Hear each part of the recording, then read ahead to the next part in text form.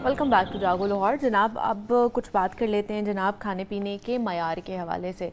आपको पता है कि ख़ास तौर पर जो पंजाब फूड अथॉरिटी बनाई गई है ताकि हमारे या आप लोगों के घर में जो जो चीज़ें आती हैं वो दूध हो जाए, मसाले हो जाए, या एक एक चीज़ जो भी हमारे घर में खाने से रिलेटेड चीज़ आती है उसका मयार जो है वो बेहतरीन हो ताकि हमारी सेहत कॉम्प्रोमाइज़ ना हो, इसलिए इस इदारे को बनाया गया है और बड़ा इफ़ेक्टिवली काम भी कर रहा है। हम देखते हैं कि रोज़ाना की बुनियाद पर हमारे सामने रिपोर्ट्स आती हैं कि जनाब इतना दूध जो था वो नाकिस दूध था, उसको तल्फ़ कर दिया गया, अंडे तल्फ़ कर दिए गए, गोश्त जो है वो मुज़र सेहत था उसको तल्फ़ कर दिया गया। इसी तरह जब छापे मारे जाते हैं बड़े बड़े मार्ट्स के ऊपर, यहाँ पर फैक्ट्रीज़ के अंदर जहाँ पर नकली मसाला जात बनाए जा रहे होते हैं, बेवरेजेस बनाई जा रही होती हैं, या केचप या बाकी ऐसी फैक्ट्रीज़ पर भी छापे मारे जाते हैं, कार्रवाइयाँ की जाती हैं, तो बड़ी मकदार में ये चीज़ें जो है ना इनको तल्फ़ किया जाता है।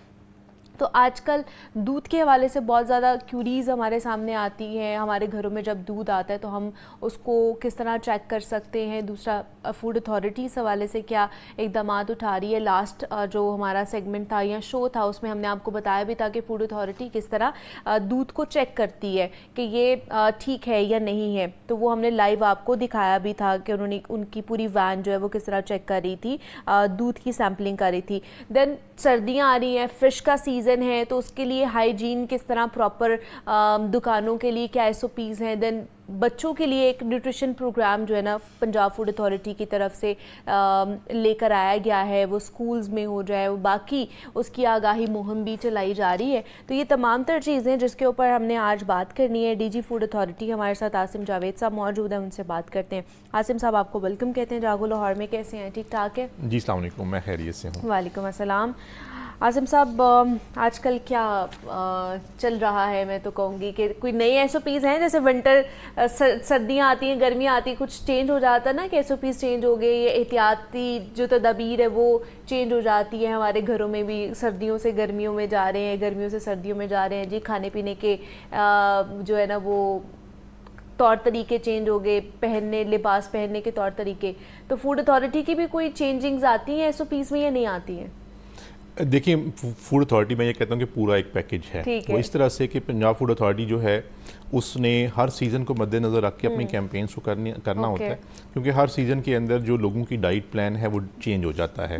और लोग बिल्कुल ये कह सकते हैं कि गर्मियों में हमें कहीं फ़िश नज़र नहीं आती और सर्दियों में फ़िश और इस तरह की तली हुई बहुत सी चीज़ें जो हैं वो नज़र आती हैं।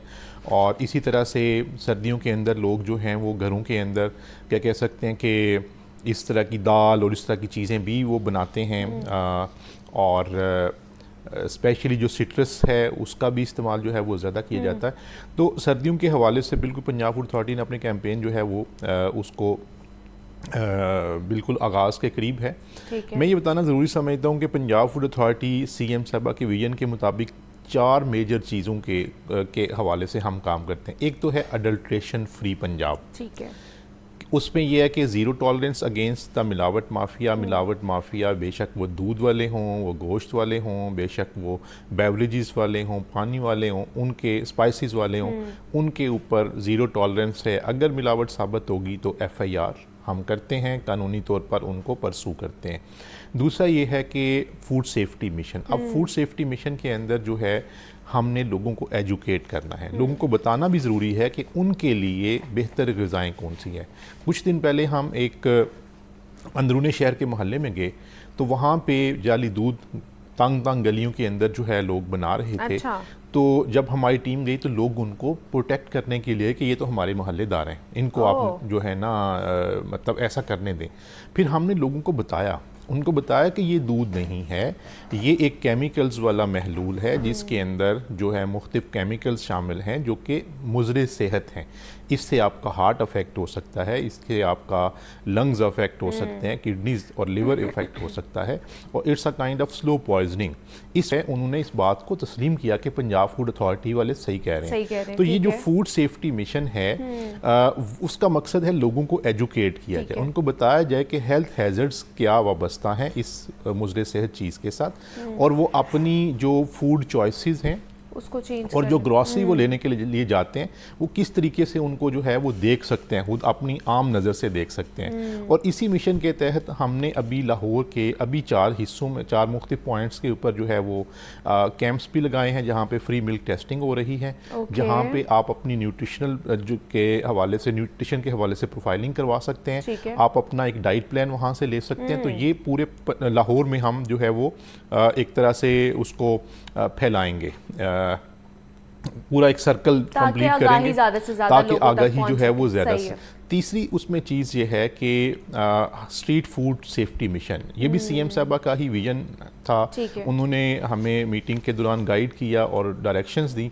उसमें यह है कि जितने भी स्ट्रीट फूड वेंडर्स हैं उनकी रजिस्ट्रेशन, उनकी ट्रेनिंग, उनको जो फूड सेफ्टी किट्स हैं, हाइजीन किट्स हैं वो फराहम करना, और उसके बाद उनको एजुकेट करके एक ब्रांडेड जैसे आपको रेडियो नजर आ रही होती है उस तरीके से करना ताकि वो बेहतर फूड जो है वो दें, वो हमारे तक जो है ना वो कंज्यूमर तक आ जो है वो स्कूल न्यूट्रिशन प्रोग्राम है, क्योंकि ये बच्चे जो हैं ये हमारा मुस्तकबिल हैं। अगर इनकी सेहत अच्छी होगी, इनके पेरेंट्स को पता होगा कि इनके लिए हेल्दी फूड चॉइसेस कौन सी हैं, तो ये बच्चे जो हैं कल को हेल्दी नौजवान बनेंगे। हेल्दी पाकिस्तान का जो ख्वाब है वो इंशाल्लाह शर्मिंदा ताबीर होगा। बिल्कुल, इसके ऊपर डिटेल में बात भी करेंगे। अभी कॉलर हैं फैसलाबाद से, उन्होंने कॉल की है, अहमद है। अस्सलाम वालेकुम। वालेकुम अस्सलाम। जी अहमद साहब, क्या पूछना चाहेंगे? मैं आसिम जावेद साहब से बात करना चाहूँगा। जी जी, अस्सलाम वालेकुम सर। वालेकुम अस्सलाम। जी अहमद साहब। सर फैसलाबाद से मैं बात कर रहा हूँ, और फैसलाबाद में भी बहुत सारी कंप्लेंट्स हैं। हम मुख्तलिफ जगहों से दूध लेते हैं, हम उनसे जब पूछते हैं कि आपके पास कितनी भैंसें हैं या कुछ भी रेलिवेंट सवाल करते हैं तो वो गुस्सा करते हैं इस बात का। और सर मेरा एक यहाँ पे सजेशन भी है, जैसे हमने जितनी भैंसें हैं उनको आउट ऑफ सिटी कर दिया है, तो बहुत रेयर हो गया है कि जो दूध मेयारी है वो हम तक पहुँच सके। तो मैं चाहता हूं कि जो डीजी पंजाब फूड अथॉरिटी है वो सिर्फ क्रिमिनल्स को पकड़ने के साथ साथ कुछ ऐसी सजेशन भी हमें दें जिनसे हम मियारी दूध हर जगह अवेलेबिलिटी को मुमकिन बना सके। जी अहमद साहब, बहुत शुक्रिया। इनके क्वेश्चन के 2 हिस्से हैं। एक तो यह है कि भैंसों के हवाले से वो लोकल गवर्नमेंट और जो ज़िली इंतज़ामिया है उन्होंने, क्योंकि शहरी जो है वो अगर एक ही महल्ले के अंदर भैंसें भी होंगी, लोग भी रह रहे होंगे, तो एक थोड़ी सी वो क्या कह सकते हैं कि लोगों के लिए नुइसेंस जो है उसकी वो महसूस कर रहे होंगे।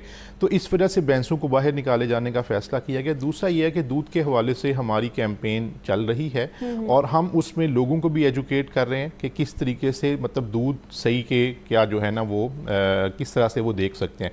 फॉर दैट मैटर अगर आप दूध लेने जाते हैं तो उसकी पहले नंबर पे स्मेल से भी आप अंदाज़ा लगा सकते हैं कि दूध जो सही होता है उसके अंदर से आपको जानवर या चारे की थोड़ी सी नहीं आती है। सही वाले से जो जानवर होता है या जो चारा होता है उसकी स्मेल आती है जानवर की।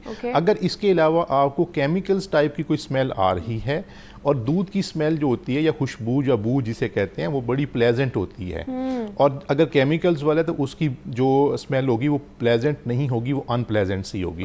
उसके बाद जब आप उसको बॉयल करते हैं तो जो सही दूध होता है उसकी बलाई ऊपर आ जाती है और बलाई के अंदर से आपको भी खुशबू आ रही होती है जैसे देसी घी की। और अगर वो बलाई जो है ऊपर नहीं बैठ रही आ रही, ठीक है, नीचे की सतह पे जम रही है और उसमें से आपको स्मेल जो है वो सही नहीं आ रही, तो ये इसकी इंडिकेशन है कि ये दूध ठीक नहीं है।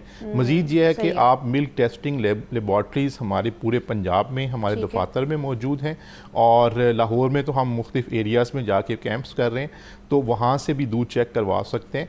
और इसके अलावा ये कि एक और चीज़, हम तमाम जितने भी मिल्क शॉप्स हैं, जितने भी मिल्क के प्रोवाइड करने वाले डेयरी फार्म्स हैं, उन सब के ऊपर उनकी ट्रेसेबिलिटी जो है वो रखवा रहे हैं कि उन्होंने वो दूध कहाँ से लिया, वो सारे सार्फिन को बताएंगे, पता चल जाए कि कहाँ से आया और उस बंदे को भी पकड़ा जा सके। सार्फिन का तहफ़्फ़ुज़ भी हमारी जिम्मेदारी है कि एक शख्स जो से के 170 या 180 रुपीस से 1 लीटर दूध ले रहा है तो उसका राइट है कि उसको दूध मिले।